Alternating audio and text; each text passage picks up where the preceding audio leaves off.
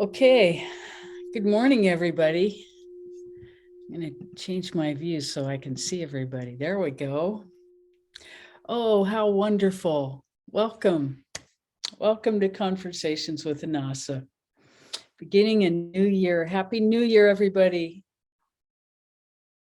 So happy to see you. It's wonderful. So let's start with meditation.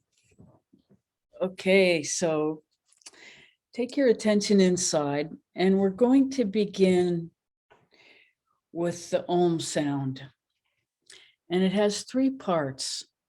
There's the ah, and the oo, and the And the is, do you remember when we were kids and we used to play with wax paper and a comb and make that sound that kind of vibrates in the center of your head toward the front of your forehead? Well, that is the end of the Om sound. So we'll be doing it from the base of the spine up. And let me just demonstrate once. Om.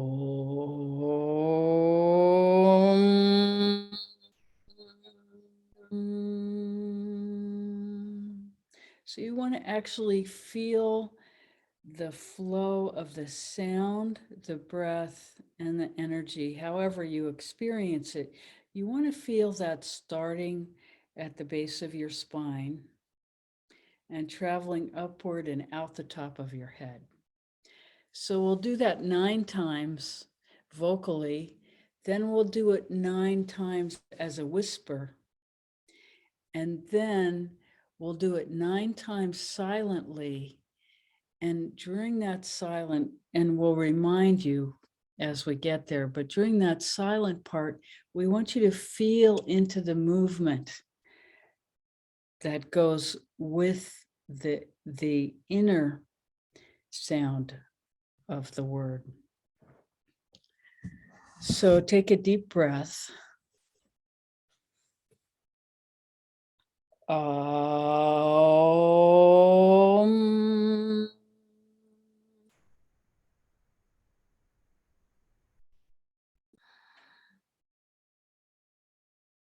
Om. Om. Om.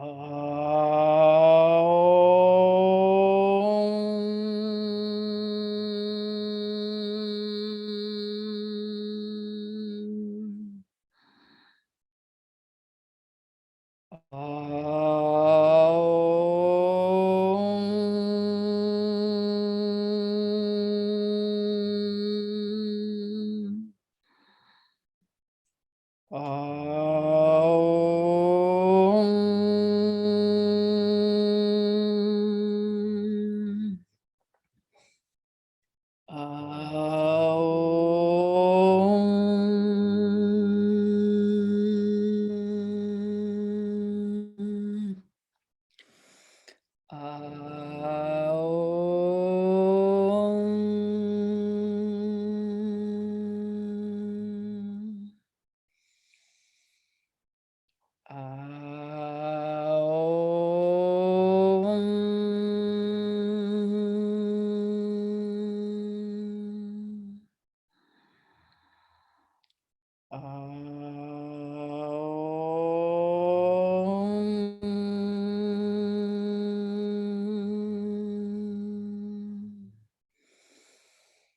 Om. Om.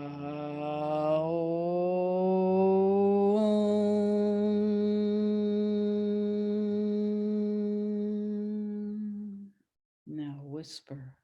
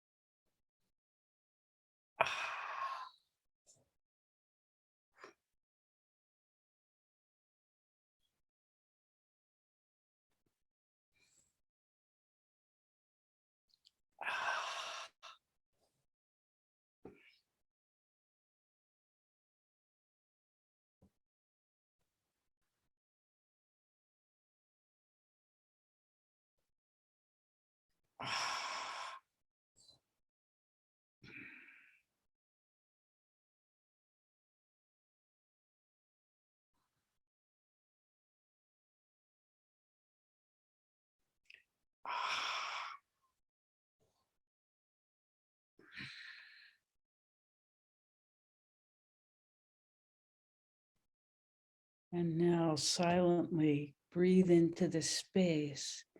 Continue to say the sound and watch your energy move up.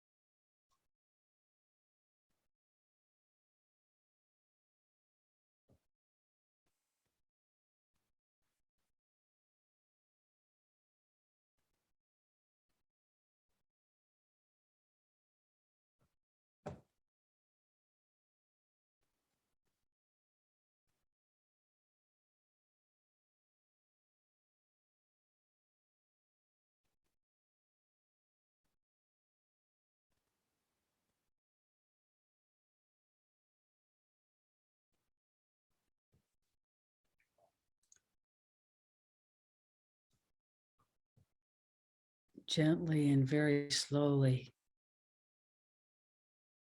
open your eyes, just a slit to let the light in, and gently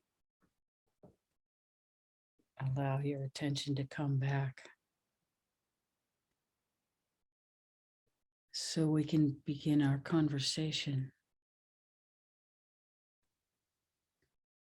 How may we serve this morning?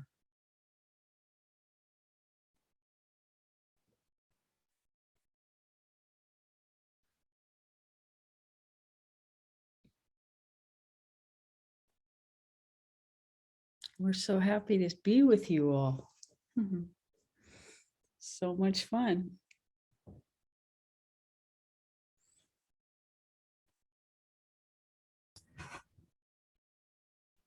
Yes, Lauren.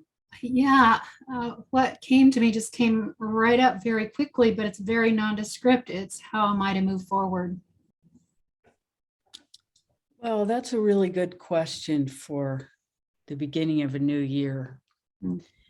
So, what arena it feels like you're asking how to move through some challenge? A work challenge, a vocational challenge. And is it with the people in your space or the kind of work that you're doing? Is it, we're just asking generally Yeah, what you can tell us. it feels like the kind of work that to earn a living, I have to keep doing what I'm doing is what it feels like, yet it feels very draining for my whole soul. So the way we're reading this is you're inviting the opportunity for some change. Yes, yes, perfect. So when you want to make a change in anything, any arena in your life, the first thing you need is some sort of vision. And not an exact vision, but a heart-centered vision of what will truly make you happy and serve the world at the same time.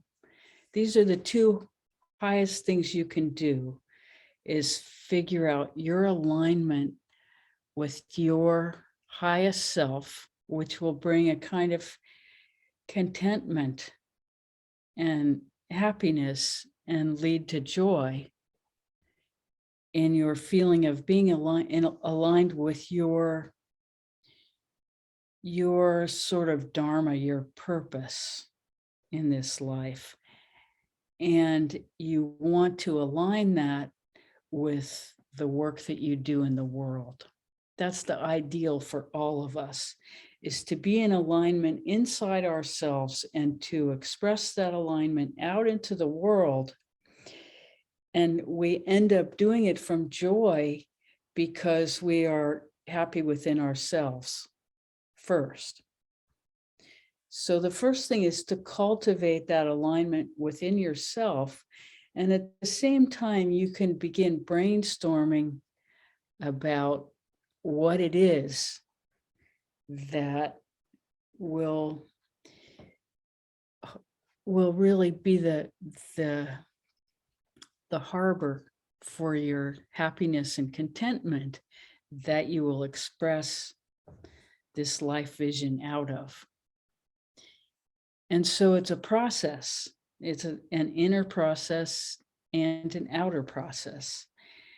And the fortunate thing for you is you have something that doesn't work the way you want it to, but you have something that can kind of stabilize you as you do this process. And even though it doesn't give you what you want, it gives you enough material circumstance to be able to do this process and have it happen gracefully in your life. And we use the word graceful in kind of a broader context, because in going through this process inside yourself, you will attract within you and from outside of you the grace, which is the unity with life force, which actually makes things happen. That grace you will be making space for by creating this connection to your deeper self and looking for the pipelines, the energetic roadways to connect to the opportunity outside of you that you want to be aligned with. So you're making this connection first to the deepest part of yourself. And then from that deepest part of yourself, you're visioning to what it is you want your life to create. And so the process ultimately is one of deeply relaxing inside, accepting that your union with your divinity, with your connection to source energy, your union, you're cultivating this union will connect to something outside you, which will draw forth the opportunity for you to express. And so that's the only place of faith, is that the process will work. And then once you've experienced it working even a little bit, then you can really start to trust it. You can relax deeper and deeper and experience. It's just like a different phase of breathing. Everything that happens in our life is outflow, feedback, outflow. So it's like the in-breath and the out-breath. It's just in a more, we'll call it dharmic, having to do with the expression of our life and what comes back. Does that make any sense to you? It actually really does. I would normally be really anxious asking this and hearing everything, and I actually don't feel anxious right now. It's this very relaxed sense, so it feels like something's quite right about it. Wonderful. Thank you. And we'll tell you that this is how your physiology recognizes truth. Yeah.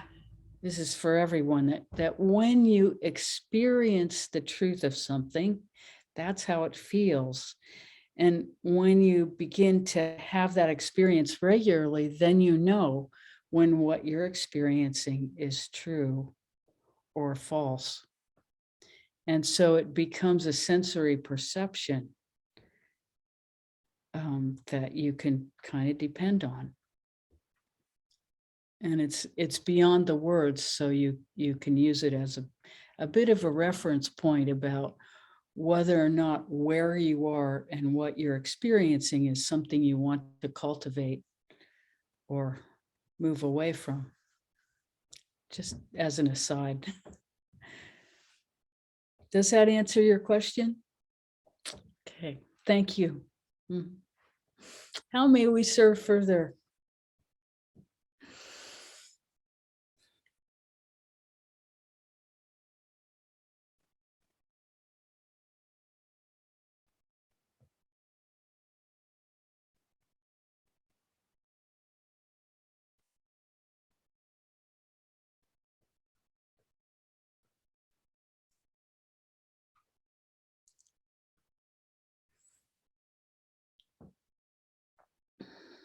Well, everybody looks really happy. This is wonderful.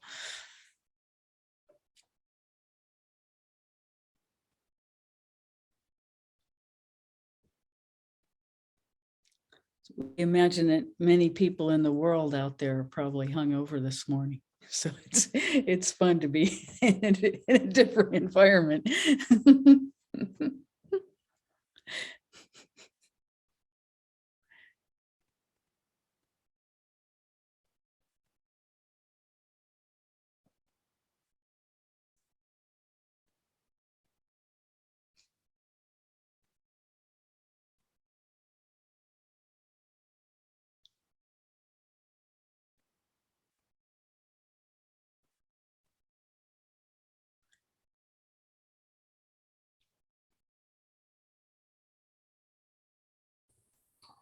Hi, this is Paul. Hi, Paul. How are you doing today? All right. Hey, we got a new moon coming up in a few minutes, I think. And was wondering what your take on that is. Well, a new moon is when the sun and the moon are together. So it's the moon is actually in front of the sun. So it's a bit of an eclipse that happens every month with the new moon. And it's called a balsamic moon, like balsamic vinegar, that it's the dark of the moon. And the interesting thing about the dark of the moon is it's actually the internal expression of the moon.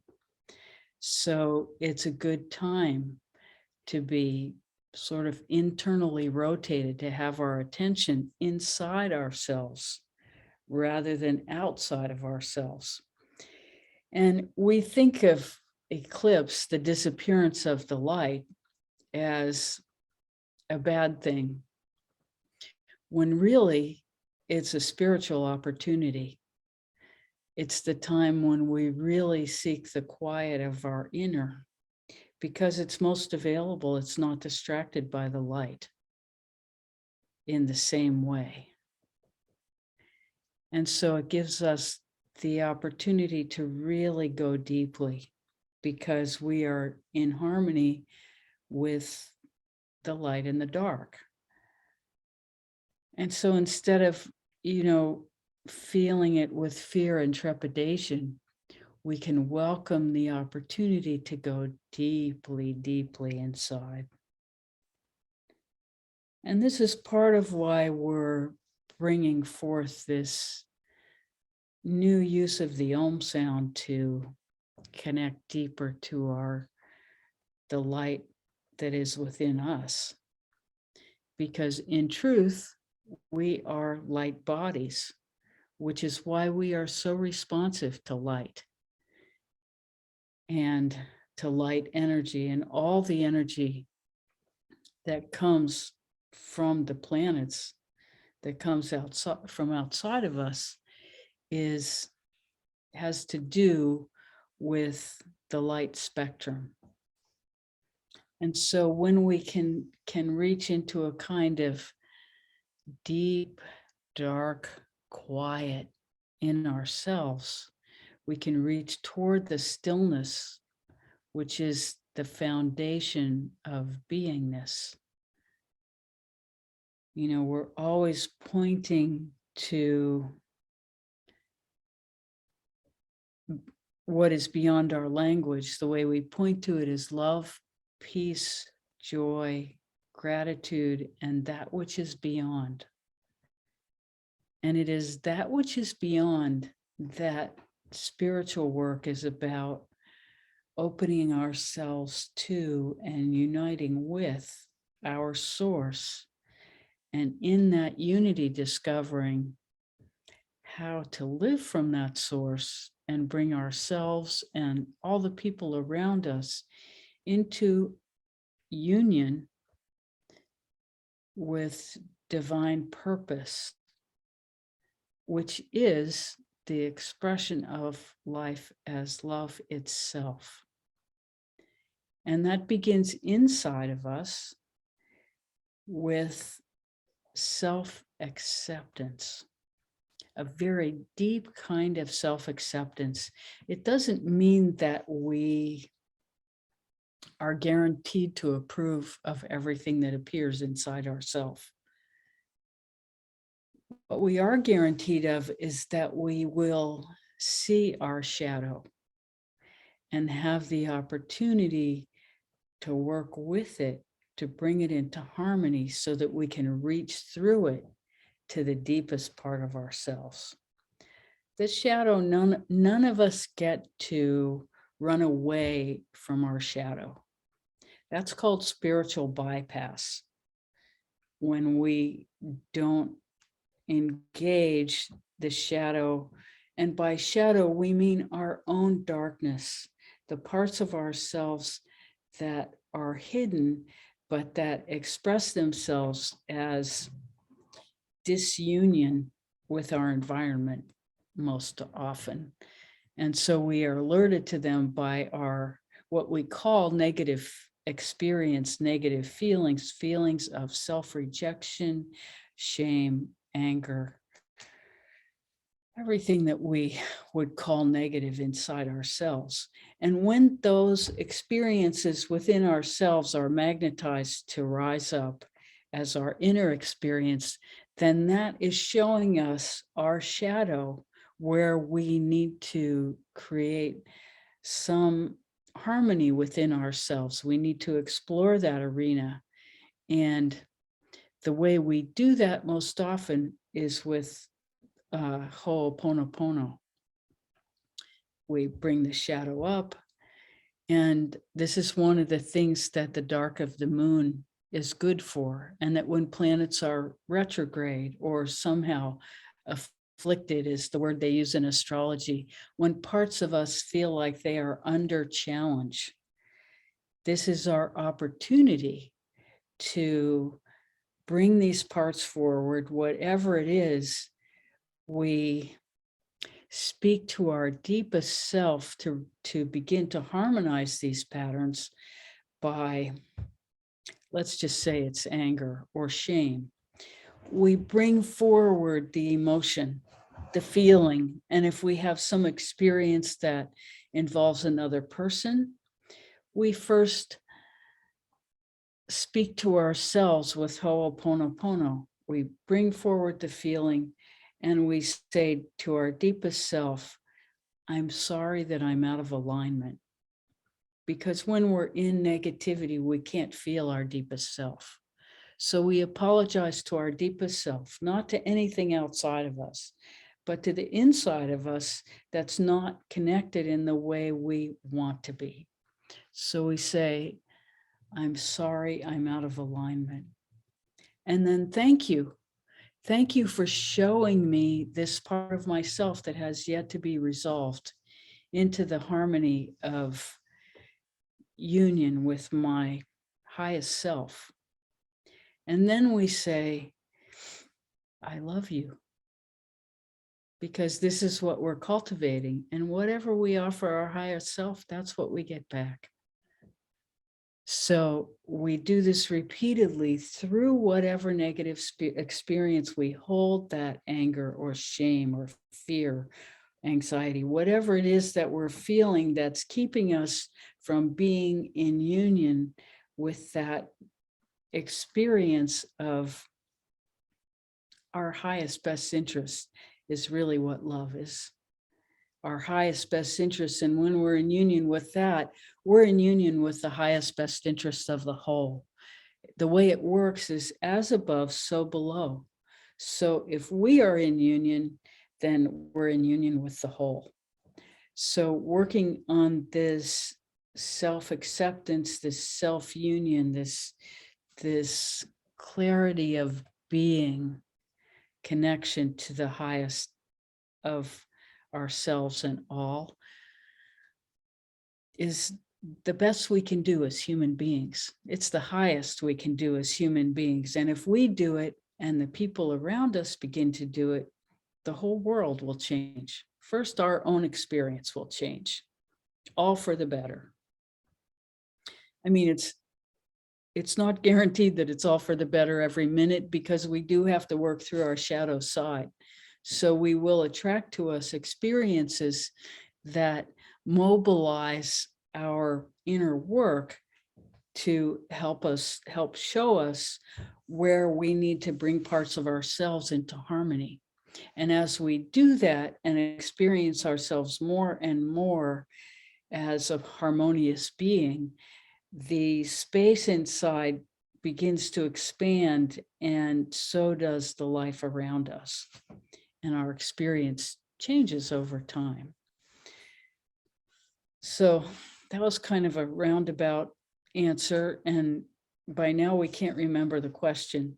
So Paul, is that anywhere near what you were asking? Yeah, I know it speaks to the new moon energy, which I believe is occurring right about now. Yes. and- So we are in the new moon energy. The sun and the moon are very close together. They're like this on top of each other. And So Venus is almost combust, and so the moon's combust, Venus is damn near combust. yes, Venus is what we would call afflicted at the moment. It's combust, the sun, and retrograde. So Venus is hard to access right now. Venus is the planet of love, beauty, certain kind of generosity and prosperity, and artistic sense. So yes, it's difficult to find that part of ourselves at the moment. And you know, the opposite of the balsamic moon, the new moon, is the full moon. And when it's right opposite the sun, then that's called lunacy. So the happiest space for the moon is just before or just after the full moon, not exactly right on it. It's a little bit, the word lunatic comes to mind from experience in the ER during the full moon. So, but all of these experiences are welcome, because life is about diversity. And when we try to stop the diversity, then we get stagnant. And that happens in every arena of our lives. So we want this balance of all kinds of diversity. But this is a quiet time right now. It's a time for inner work, which is the opposite of stagnant also. It's just a redirection of focus. So instead of having our focus outside of us, we're bringing our attention inside and feeling deeply. And in bringing our attention inside, that creates a kind of harmony with the sun and moon energy. in this moment. So let's just be quiet and feel for the stillness that is permeating everything in this moment.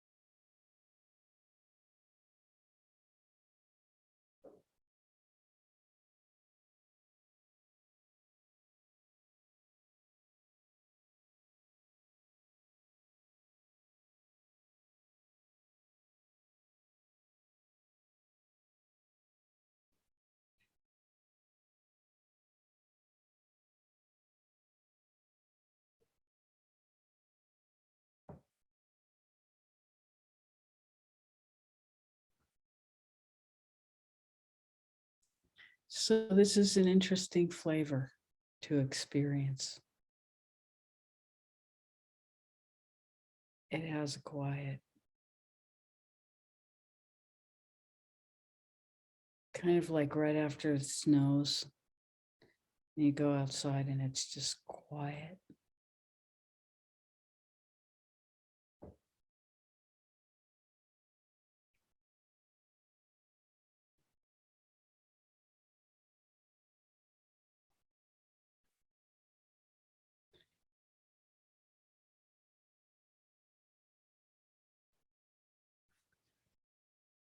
How may we serve further?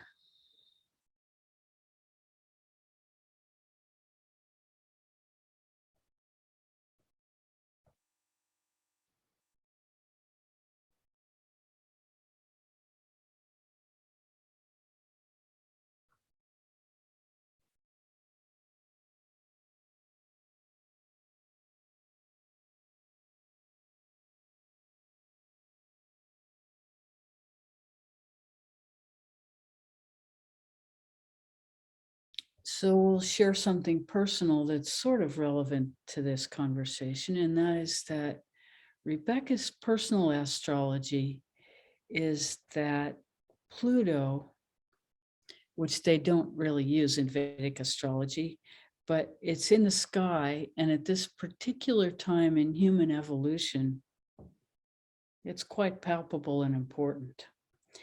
And it's located right now in the constellation of Capricorn at a little over 1 degree. And Rebecca's sun is immediately opposite in Cancer at 2 degrees.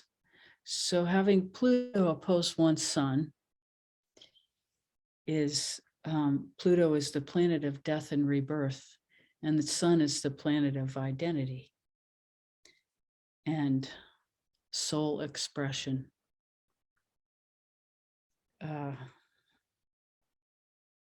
So that's sort of overwhelming the personal experience, because Pluto, we liken it to a homeopathic potency that is very great, where in homeopathy, the more dilute the substance it is, the more powerful it is. Well, the sky kind of feels like that too. The further away a planet is, the more powerful it is. And so that Pluto energy of death and rebirth is like the god of Yama, death, the god of death. So that's sort of, it feels like a very dense contraction. So that's kind of overwhelming the other planetary energies at the moment for her.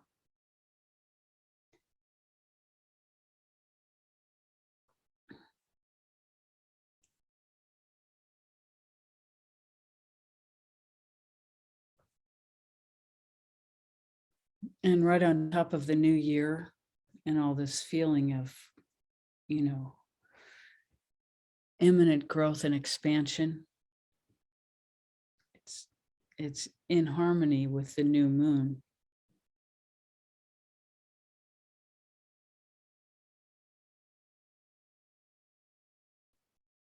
Paul here again. Go ahead. Bit of a synchronicity. I follow the Mayan calendar, and so today they have things called tricenas, which are 13-day periods or fortnights, and they have day energy. So today is the start of Kame, and that day energy is death and rebirth. So there's kind of a I don't know, a cool synchronicity going on, and it's kind of fun to watch that. So anyway, just an aside. So we don't know if you were able to hear that or not, but he's talking about how the Mayan calendar, this is a period of death and rebirth too. So having the new moon and the death and rebirth experience in the calendar and the new year are all kind of aligned in this moment. So this is a good time to reflect about what we would like the new year to be. And really the way to reflect about that is who we want to be in this new year and how we can align with that. Because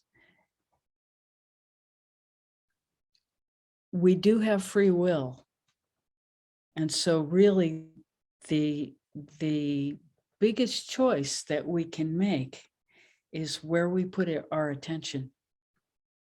That's the biggest impact we can have on life itself, is inside ourselves, putting our attention there and feeling and feeling and feeling and feeling to our alignment with the highest for all. And we can do it as the highest for ourselves. And that's not selfish, because the highest for ourselves will be in alignment with the highest for all. Because as above, so below. So if we're truly in alignment with the highest in ourselves, we will be in union with the highest for everyone.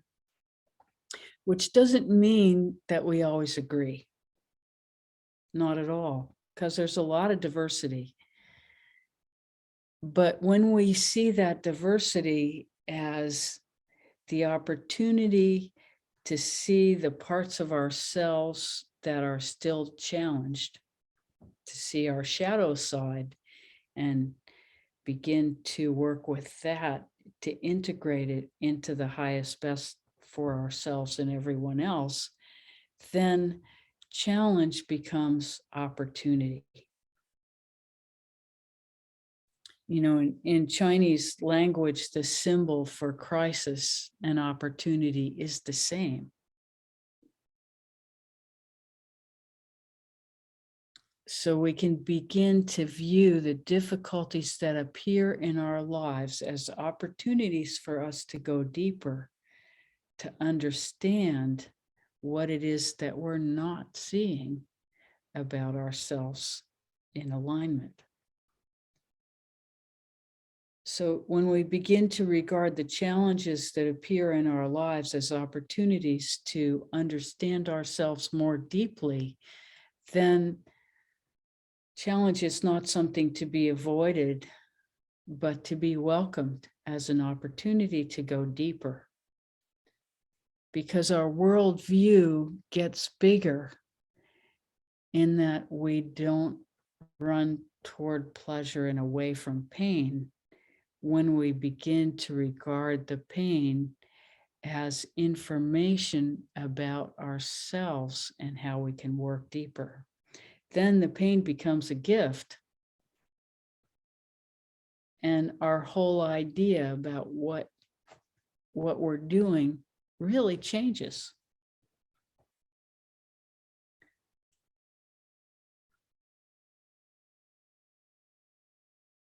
How may we serve further? Nancy, so happy to see you. Hello. Hi.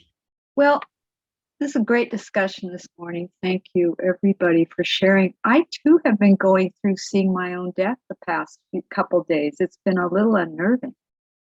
So I'm really happy to have this format put it in place for me. I'm just so grateful. So if you want to share more, you're welcome to. We'd love to hear your experience, but don't feel obligated. Well, I have just been seeing myself dead, like on a platform or some sort of holding me as a structure, that it just coming to me, and it's I haven't really known where to let it lay or sit, and I'm just seeing such interesting endings for me, as in death, just relating to death as a theme very strongly.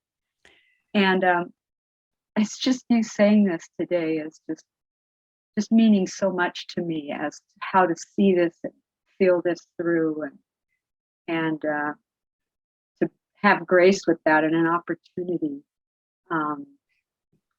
for the shadow and for the rebirth, and so just Well, very curious. it's very interesting. Our question for you is, what happens emotionally when you see yourself dead? How does it feel? It doesn't feel great. So what, do you mind if we ask you what the feeling is and how you're doing with it? Well, let's see if I could put some words to it. I don't quite know how to answer that. That's fine. Yeah, it's just been I mean, I don't really think I can put it in words, but it's been like I was confused, I guess, and a little shocked by it, and just tried the best I can to just be very quiet with it. But This is perfect. okay. Because that's what happens. That's the real thing. And this is the reason we're asking you to share, because Yeah, there's nobody who gets out of here alive. yeah. And so having the opportunity to experience any part of the death experience before it happens is a great gift. Well, It's a great gift. yeah, I did. It did occur to me that I was giving an opportunity to sort of face my death without having, in the Without now having to moment. die. Yeah, we're gonna die, and it was becoming very real, and it was showing me I was just in this place where the theme was getting very strong, and it was, yeah. So it was just very curious, and I just realized I was having an opportunity to experience that. So I'm so thrilled for this discussion this morning. Yeah. Yes. Well, Thank you. well, you can tell that's up for Rebecca as well. And I think, don't we have about the same birthday? I don't know. this is quite possible. July 21st is mine. Yeah, mine is July 18th, so we're close. Yeah. Yeah. Anyway, thank you. You're so welcome. And if you don't mind, we'll talk a little bit about your experience, and you can tell us if we're getting it wrong, please. Oh, please. So one of the things for any of us in the third stage of life, which is the stage where we're, sort of over 60, in that neighborhood, late 50s, over 60, and anything beyond, which is a lot of us in this call. we're beginning to, if we're very lucky, in a way, detach from all the things that were driving our life up until this period. And so the idea of going out and making a mark in the world no longer feels like the best use of our energy. The idea of chasing dollars no longer seems to make so much sense. And instead, there's this sense that our energy is better spent, at least partly inside ourselves, exploring and tentatively feeling into what death means and how to be with that, or how to get away from that, or how to get through it with, the minimum kerfuffle. And what will happen to us as we approach that? Will we have to go through a long time of torture physically before we go? I mean, all of us have these thoughts as we face this part of our lives at some point, and we either entertain them or quickly shut them, push them away. And it's very interesting that if we allow ourselves to entertain them, it's not morbid, but it is, when faced with the reality of our not being alive, there's first of all the great unknown, and then the shock that, oh yeah, this is really going to happen. And maybe this moment, maybe not the next moment, maybe not the moment after that, but surely at some moment that gets closer with every moment that passes, at some moment it will be our turn. We'll be at the beginning or the end of the line, whichever way we choose to view it. And it will be our turn to go. And what we can tell you about that experience is that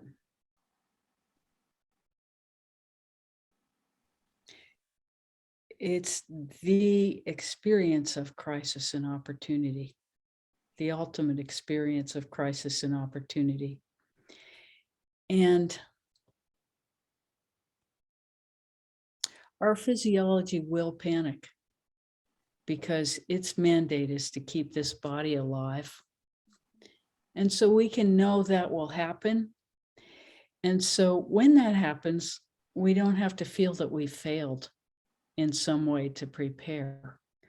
Because this is the thing, that when we are in a crisis, it's a real opportunity to decide that we failed almost all the time in our lives. And if we can understand that crisis is just crisis and not a message of failure, that can really help a lot. If we understand that deeply within ourselves, that when our body goes into a panic as we leave this world, that doesn't mean that we're a failure spiritually. That's really, really important. That whatever our body does, we not regard ourselves as failures. That's like the most important thing. But even if that happens, what happens after our death has little to do with how we judge that moment. Little. That is one moment in our life, or 1 10-minute period. It's not the whole story. So don't be daunted by whatever happens in that moment, because we all go crazy because our mind is trained to be here. And so it's all fine. And if you continually remind yourself that it's all fine, that a few moments after that, something very amazing is going to happen. And if you look at all the people who have gone before us and come back, and there have been a fair number, they all tell the same story. They don't talk about the fear or the, the failure or any of those things that we all fear as we face this. They don't talk about that at all. They talk about the white light, the tunnel of white light, and how amazing it is to go down that tunnel and how good they feel, like they're coming home, and they see relatives, or they run into angelic beings who have a conversation with them.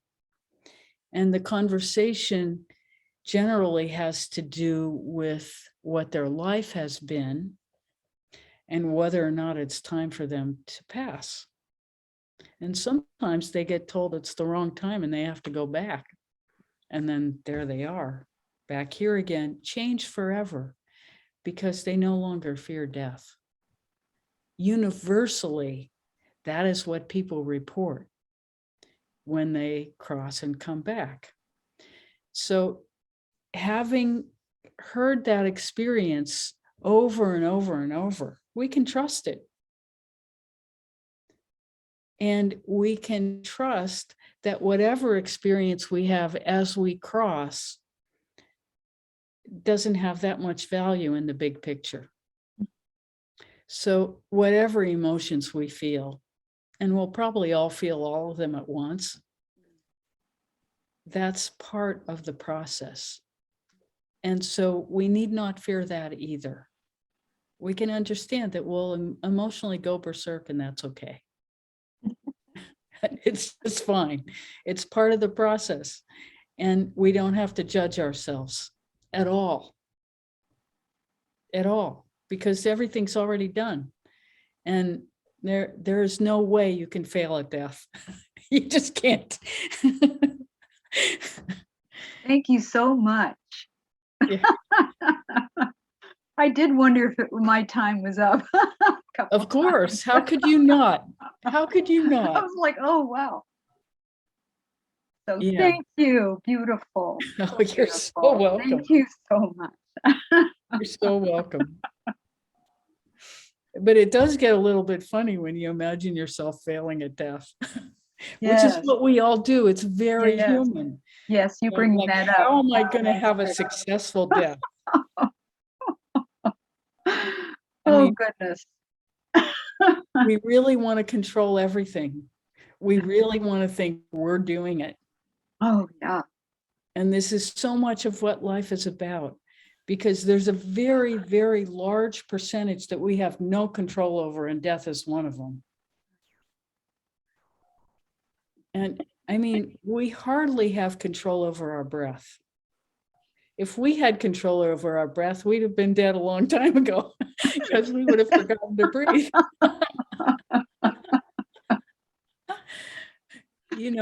When you look at the amount of things that we don't have control over just in our physical being, Yeah, it's kind of a joke it is. that It we certainly think we is. have any control. The joke is on us.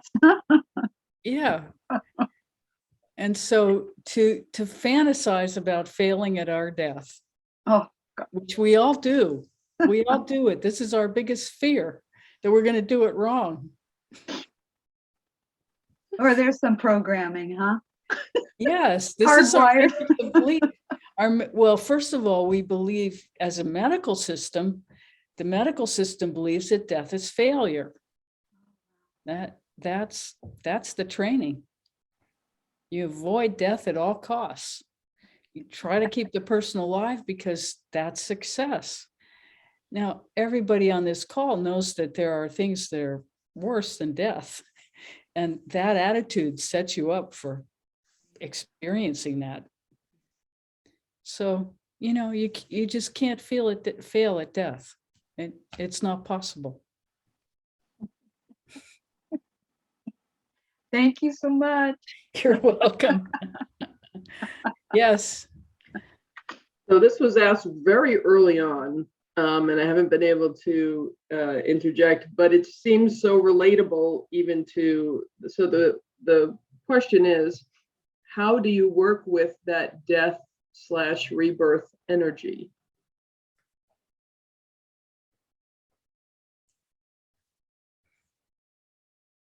Well, the first thing is that there's a temptation to run.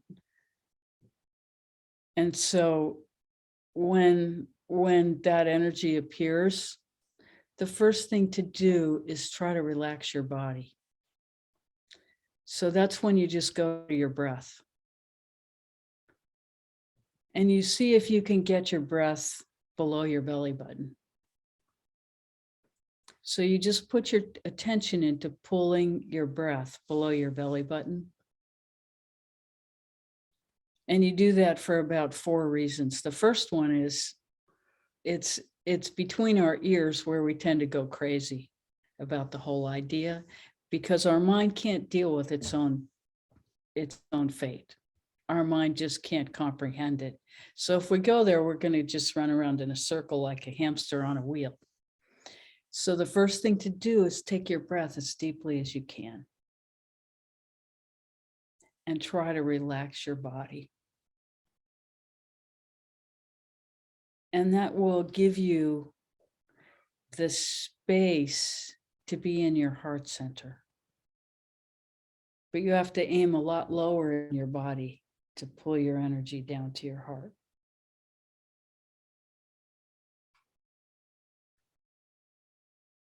And then when you're there, and we can feel that everybody on the call is there, then you just feel into the acceptance of yourself as a human being. You just reach for that, whatever you can find of that. And you breathe into that and you allow it to expand.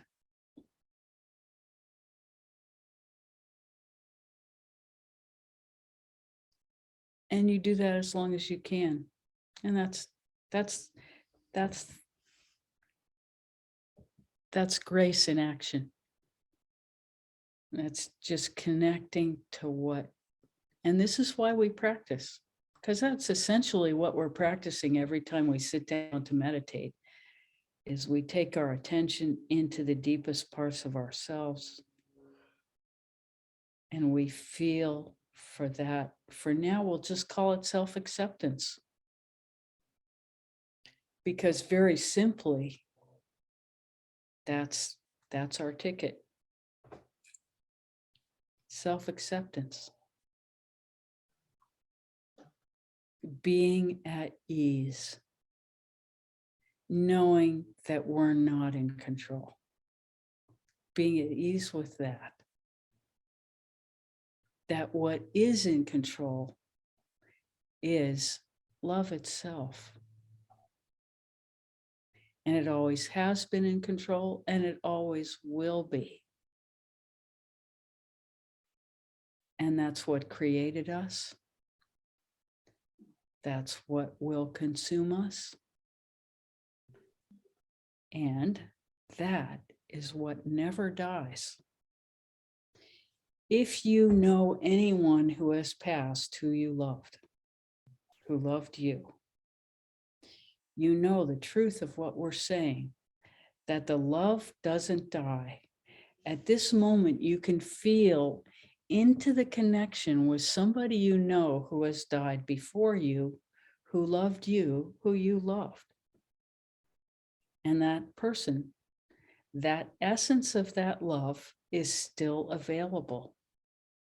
And whatever you shared continues to be a part of you and a part of them.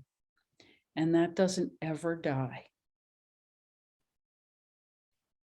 And that one piece of information and experience with that piece of information as truth is really the thing that we can hold to, because we know the truth of it.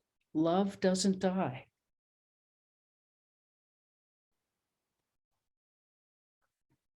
It's way greater than time and space. And since that's what we're made of, then there's a kind of wholeness to the experience that we can bring to our meditation as we prepare for the inevitable. We can actually feel into the love that we have known through other people who have passed. And there's something so reassuring about that experience, knowing that that doesn't die. So whoever's on the other end of that, that's still living. What's alive about that experience is still living. It doesn't die. And so what we're trying to do in this life is create a life that is full of that. That's really what we are. And then what dies? We're free of the body. And when we cultivate a meditation practice where we get free of the body every day, then we have unknowingly been preparing for that moment for decades.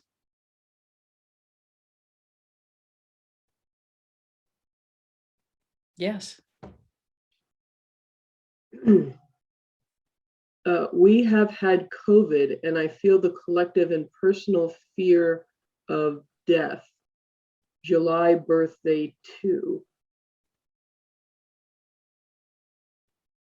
I don't know if they're saying that fear of death in July or just fear of death and mentioning that they have a July birthday 2. Yes. Well,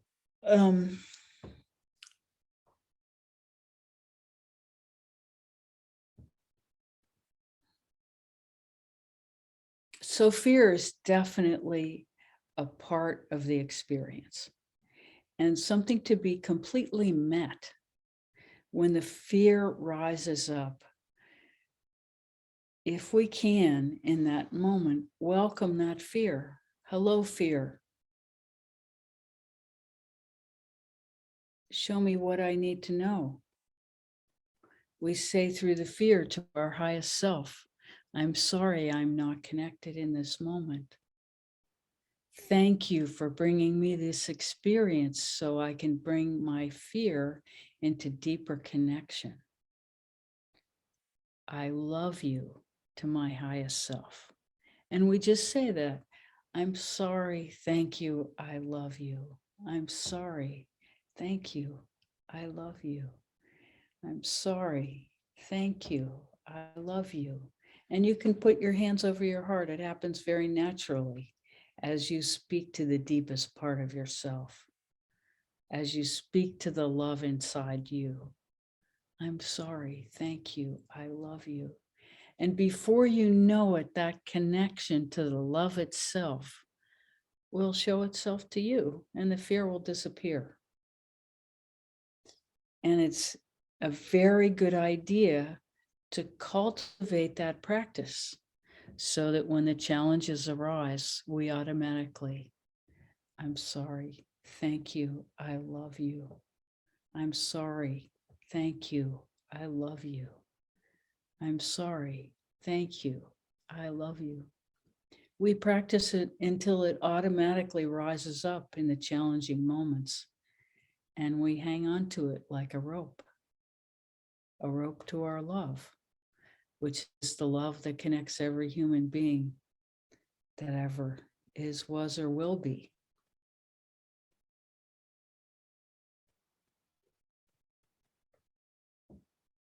Let's see if we completed this. Did we complete that answer?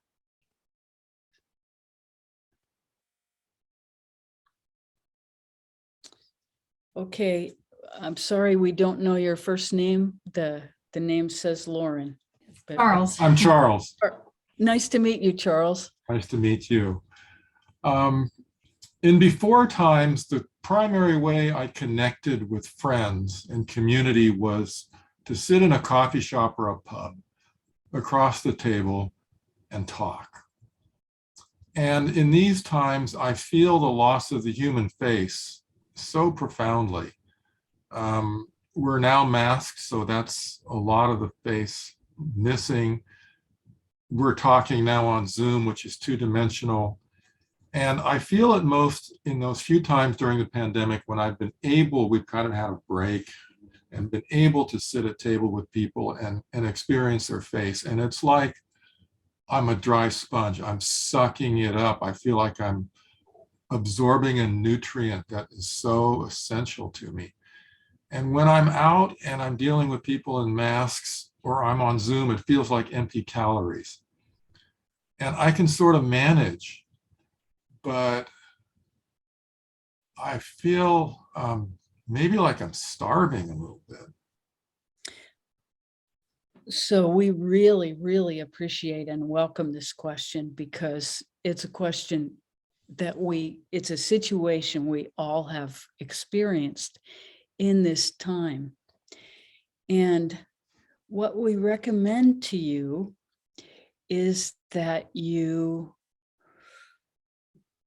feel into your heart center, because this is what's starving. This contact, this communication, which you have found outside yourself in a flow like this. And what it does is it sparks the heart on the inside. And so your experience is that the way to that connection is through another person, through communication and flow like this. Well, there's also the possibility of having that experience without the other, because that experience actually happens inside you. It doesn't happen out there, it happens here. And that experience is always available inside you. But it's what it is a habituation that we've all been trained to. Our matrix of belief is that the way we experience flow is with another person, and that there's no other way to experience that. Well, in meditation, you will learn to experience it in yourself. This is the vertical flow. And so when you breathe inside and do a meditation like we did at the beginning, where you lift your energy and you feel it throughout your whole body, when you begin to cultivate that, then the experience of that flow becomes available without having to have another reflect it to you. And this is not higher or lower, or it's like learning a new language. There's no hierarchy to it. It's just a new kind of experience that's becoming available to you. And before you can experience it, you have to know it's there. And then you have to learn how to work it. And then you learn how to work it deeper. And then you learn how to show other people to do the same. So this is all a learning process of expanding our matrix of belief, because we're taught that the only thing that has value in our experience is what happens outside of us and the reward that we get from that. And then that's our good feeling about ourselves. Most of us, that's what we were trained about, how to be successful in the world, is that we put out and then we receive. And this is fine. And it works until it doesn't. And then when it doesn't, we realize that we have to go deeper in ourselves to cultivate that experience as what we're living from, what we're made of. And then as we master that, we share it with everybody we meet. And then everybody is living from that deeper sense of wholeness. And the truth is that we're all that. Every single one of us, we just don't know it. And so it's an experience that's cultivated and very reassuring when we begin to have it. And it's one of the great blessings of the pandemic, is that people are discovering that experience is actually within them and cultivating it because they don't have the choice to cultivate that experience on the outside. And so we in that way regard the pandemic as a way that humanity's been put on down, sit, stay until we get this, that we understand that we're more than what happens outside of us and what we can generate to, participate in a materialistic culture. And there's nothing wrong with material. We all need it. We all need a house. We all need good food. We all, there's nothing wrong with material accumulation. We're not saying that at all. But when that's the only driver, which it is for many people in our culture, then that's not the deepest experience that human beings are here to cultivate. That's our view of it. And that spirituality gives us a much broader range of what we are as a human being and our potential to live from and cultivate love, peace, joy, gratitude, and that which is beyond. And when we say that which is beyond, it's not beyond our experience. It's available in our experience, but because our language is completely linear and our minds are pattern recognition mechanisms that work in the linear, this nonlinear love, peace, joy, gratitude, and that which is beyond is nonlinear. And so we can't comprehend it with our linear mind, and we don't have language for it. But we can point to it with love, peace, joy, and gratitude. And that part of us knows what equanimity is, which is being in the center between all the contrast to love, peace, joy, and gratitude. And in this place, which is beyond any of that, and also beyond all the contrast to any of that, because all parts are welcome and everything is contained in the whole. We hope that didn't confuse anybody. Does that answer your question at all? Very much so. Thank you. Oh, you're so welcome. Thank you so much for asking it, Charles, because we've all had this experience and it's really, really central to being able to use the pandemic for spiritual growth. We're so grateful for that question. Thank you. Okay, well, it looks like it's almost 20 after, so that went really fast. I don't know if you had that experience, but that went really fast for us. So you see how time is so mutable.